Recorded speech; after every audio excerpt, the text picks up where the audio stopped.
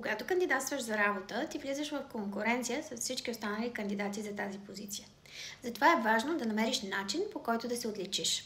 Да използваш видеовизитка е един модерен и все още не толкова популярен начин да привлечеш вниманието към себе си и да изпъкнеш. Видеовизитката е кратко видео, в което представиш себе си.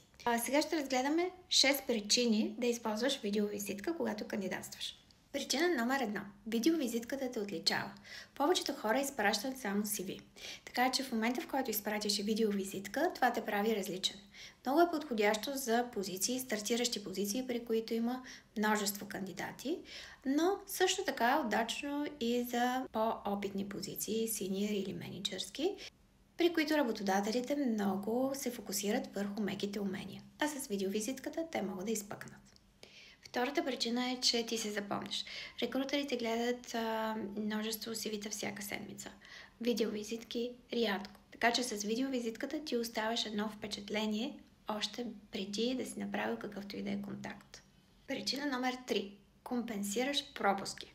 Ако в CV-то ти има някакви дупки или не отговаряш напълно на изискванията за позицията, чрез видеовизитката ти можеш да се аргументираш и да коментираш тези пропуски. Четвъртата причина е демонстриране на меки умения.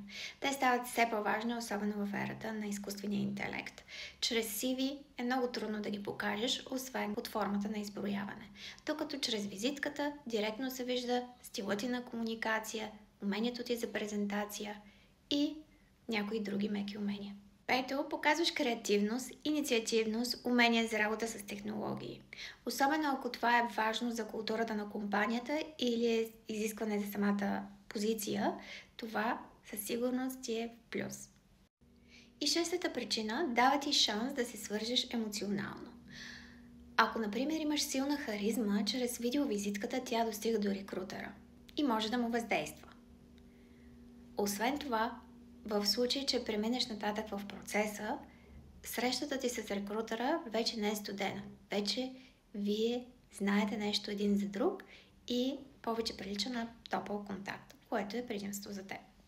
И така, ако искаш да се отличиш, когато кандидатстваш за работа, направи си видеовизитка. В следващото видео ще говоря за това какво включва една добра видеовизитка.